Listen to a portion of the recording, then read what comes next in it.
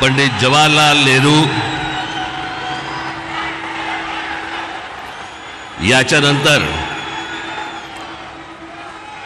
हिंदुस्तान से तिसऱ्यांदा पंतप्रधान बनणारे माननीय पंतप्रधान नरेंद्र मोदी जी,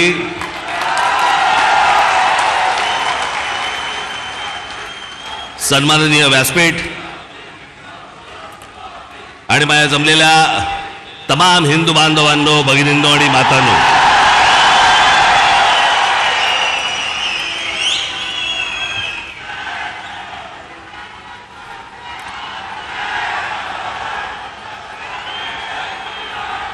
मोदीजी, आपण मुंबईमध्ये याच्या अगोदर अनेकदा आलात,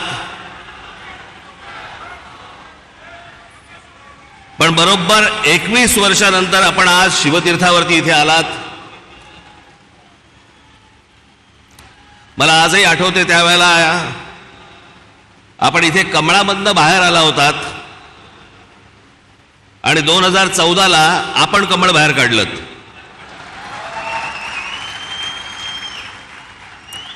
मी आज फार वेळ काही भाषण करणार नाही. आपल्याला सगळ्यांना मोदीजींचं भाषण ऐकायचं आहे.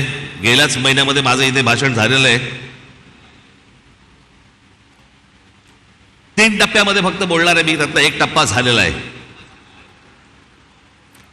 त्यातला पहिला टप्पा होता मोदीजींची पहिली 5 वर्ष. त्या टप्प्यावरती जे बोलायचं आहे ते 2019 साली बोलून गेलोय.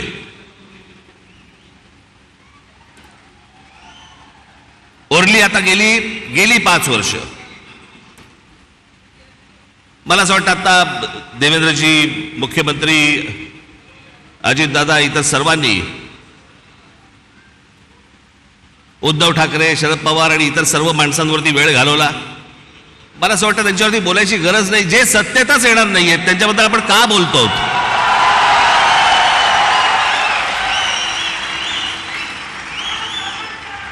काही आवश्यकताच नाहीये त्या लोकांची. मला असं वाटतं की अनेक अशा योजना ज्या गेल्या 5 वर्षामध्ये झाल्या, मी त्या दिवशी माझ्या सभेमध्ये म्हटलं होतं, टीकेच्या वेळेला टीका, समर्थनाच्या वेळेला समर्थन, प्रशंसेच्या वेळेला प्रशंसा. पण काही गोष्टी अशा आहेत की जे माझ्या आता गेल्या काही सभांमधनं मी उद्धृत केल्या की 90च्या दशकामध्ये जे एक प्रकरण घडलं सगळ्यात मोठं, ते म्हणजे बाबरी मशिदीचं. हजारो कारसेवक तिकडे उत्तर प्रदेशमध्ये गेल्यावरती तिथे मुलायम सिंग यादवच्या लोकांनी, पोलिसांनी तिकडे आमच्या कारसेवकांना ठार मारले, शरयू नदीमध्ये प्रेत फेकून दिली. ते चित्र काही माझ्या डोळ्यासमोर कधी गेलं नाही. आणि ज्यावेळेला बाबरीचा ढाचा पडला त्याच्यानंतर ते राम मंदिर बनवू मनात असं आलं होतं की कधी हे बनणार नाही बहुधा. पण मोदीजी, मी आपल्याला खरोखर धन्यवाद देतो की आपण होतात म्हणून ते राम मंदिर होऊ शकलं.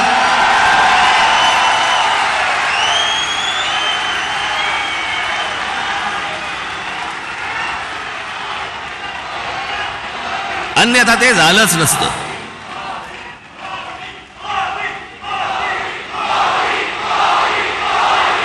जेव्हापासून मी पूर्वीचा इतिहास, भारताचा स्वातंत्र्य नंतरचा इतिहास जेव्हापासून बघतोय तेव्हापासून एक गोष्ट कानावरती पडायची सगळ्या बाजूनी, की या देशातलं 370 कलम काश्मीरमधलं रद्द झालं पाहिजे. इतक्या वर्षात जी गोष्ट होऊ शकली नाही ती नरेंद्र मोदीजींनी त्यांच्या पंतप्रधान पदाच्या कारकिर्दीमध्ये ती करून दाखवली. आज त्याच काश्मीरमध्ये जाऊन तुम्ही जमीन घेऊ शकता, जागा घेऊ शकता. तो एक भारताचाच एक भाग आहे हे आत्ता सिद्ध झालं.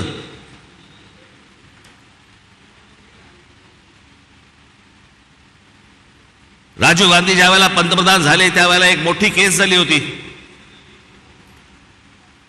आणि एक प्रकरण सुप्रीम कोर्टामध्ये होतं आणि सुप्रीम कोर्टाने निकाल हा शाह बानो नावाची एक महिला होत्या त्यांच्या बाजूने लावला होता.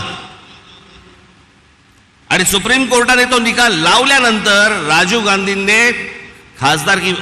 लोकसभेमध्ये बहुमताच्या आधारावरती तो सुप्रीम कोर्टाचा निकाल म्हणजे ज्या बाईला न्याय मिळाला होता तो काढून टाकला आणि त्या मुस्लिम महिलेला कधी न्याय मिळू शकला नव्हता एका छोट्या पोटगीसाठी.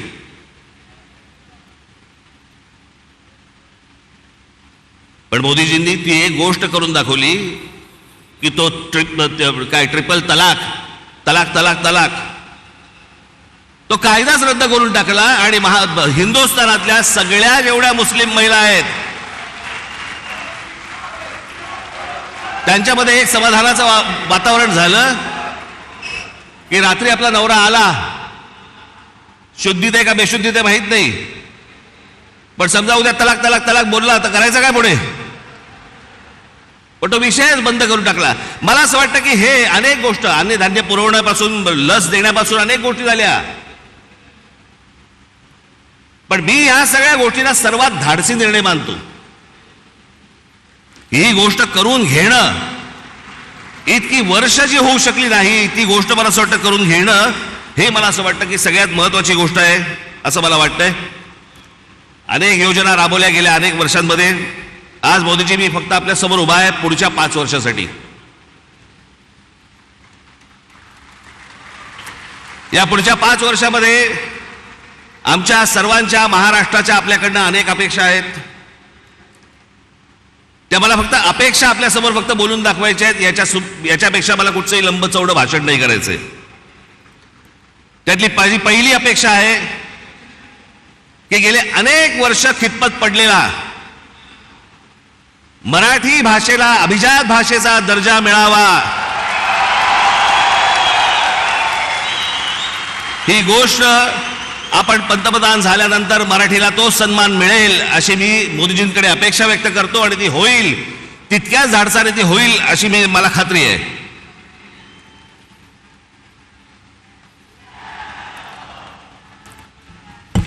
दुसरा विषय, कारण बाकीचे कसं आहे, बाकीच्या सगळ्या गोष्टी महाराष्ट्रामध्ये करण्यासाठी म्हणून आमचे देवेंद्रजी आहेत, एकनाथराव आहेत, अजितदादा आहेत, बाकीचे करतील. पण या देशाच्या अभ्यासक्रमामध्ये या देशावरती साधारणपणे 1000 वर्ष परकीयांनी राज्य केलं, पण त्या 1000 वर्षामधली 125 वर्ष हे मराठा साम्राज्य होतं या संपूर्ण हिंद भूमीवरती. त्या मराठा साम्राज्याचा इतिहास हा शालेय शिक्षणामध्ये मुलांना लहानपणापासून शिकवला जावा की जेणेपासून हा देश कसा उभा राहिला हे या अख्ख्या देशातल्या मुलांना आणि भविष्यातल्या पिढ्यांना कळेल. तिसरी गोष्ट, समुद्रामध्ये शिवछत्रपतींचा पुतळा कधी उभा राहील नाही राहील मला माहिती नाही, पण माझी विनंती आहे की आमच्या शिवछत्रपतींची खरी जर स्मारकं कुठची असतील तर आमच्या शिवछत्रपतींचे गड किल्ले आहेत.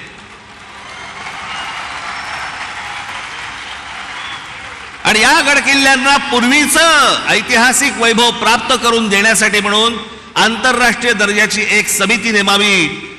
भविष्यातल्या येणाऱ्या पिढ्यांना, या देशातल्या पिढ्यांना कळेल की आमचा राजा कोण होता आणि त्यांनी काय इतिहास गाजवला हे त्या आमच्या गडकिल्ल्यांवरनं कळेल. याच्यासाठी म्हणून आपल्याकडनं गोष्ट व्हावी अशी माझी अपेक्षा आहे.